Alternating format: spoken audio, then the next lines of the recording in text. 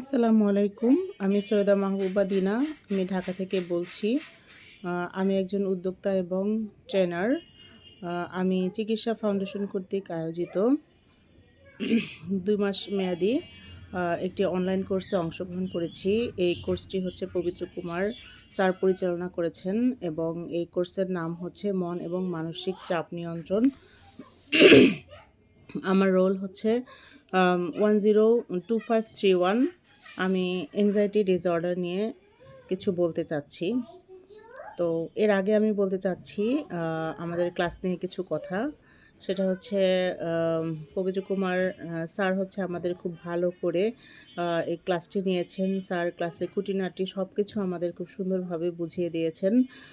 এজন্য আমি প্রথমেই স্যারকে অসংখ্য ধন্যবাদ জানাই এত সুন্দর করে আমাদের ক্লাস নেওয়ার জন্য। আর আমি আশা করি হচ্ছে যারা হচ্ছে মেন্টাল সাইকোলজি নিয়ে পড়াশোনা করতে চাচ্ছেন অথবা সামনে এগোতে চাচ্ছেন, তারা যদি এই ফাউন্ডেশনের মাধ্যমে আপনারা এই ক্লাসটি করতে চান, তাহলে আপনারা আমাদের মতো খুবই লাভবান এবং উপকৃত হবেন। তো আজকে আমি ছোট্ট একটি বিষয় নিয়ে যেটা আলোচনা করব সেটাই আমি চলে আসছি। সেটা হচ্ছে অ্যাংজাইটি। তো আগেই আমরা বুঝবো যে অ্যাংজাইটিটা কী। অ্যাংজাইটিটা হচ্ছে একটা ভয়, ভীতি, যেটা হচ্ছে দীর্ঘস্থায়ী কাজ করে এবং এটার কারণে হচ্ছে মানুষ ভিতরে নিঃশেষ হয়ে যায়। তো এর বিভিন্ন কারণ এবং লক্ষণ রয়েছে। তো আমি কারণগুলো বলবো একে একে। কারণগুলো হচ্ছে প্রথমটাই হচ্ছে দীর্ঘমেয়াদী মানসিক চাপ। তারপর হচ্ছে মানসিক চাপের কারণে এটা হতে পারে। তারপর হচ্ছে জেনেটিক প্রভাব, মানে বংশগত কারণে হতে পারে।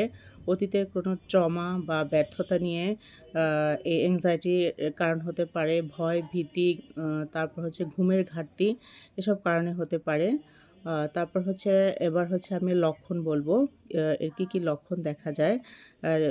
এই অ্যাংজাইটির কারণে হচ্ছে অস্থির লাগতে পারে, বুক ধড়ফড় করতে পারে, তারপর হচ্ছে অতিরিক্ত ঘাম হতে পারে, কাঁপুনি হতে পারে, ঘুম না আসা, এটা হচ্ছে অ্যাংজাইটির একটা কারণ হতে পারে।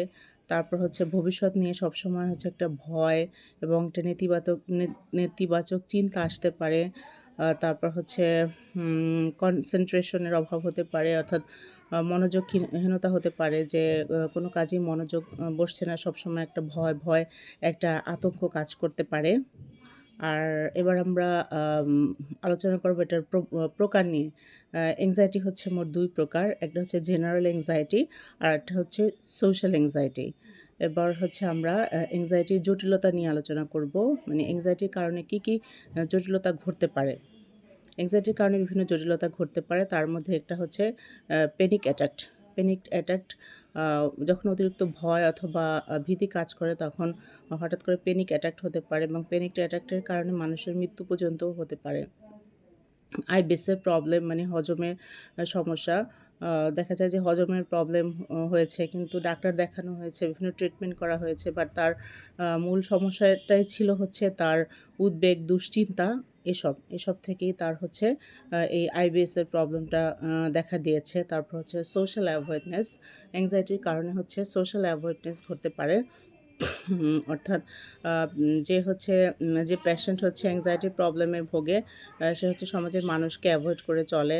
তার ভয়ভীতি কাজ করে, সে খুব সহজভাবে মানুষের সাথে মিশতে পারে না। তারপরে সবচেয়ে বড় আরেকটা জটিলতা হচ্ছে ডিপ্রেশন। পেশেন্ট খুব তাড়াতাড়ি ডিপ্রেশনে চলে যায় এবং ডিপ্রেশন থেকে একটা ভয়ঙ্কর পরিস্থিতি ধারণ করে, যেটা আসলে আমাদের স্বাভাবিক জীবনযাত্রায় কখনো কারো এক্সপেকটেশনের ভিতরে থাকে না। এবার হচ্ছে আমরা জানবো কীভাবে অ্যাংজাইটিটা কমানো যায়। তো অ্যাংজাইটি কমানোর বিভিন্ন উপায় রয়েছে। তার মধ্যে আমি 3টি আজকে আলোচনা করব। 3টি বিষয় আলোচনা করব।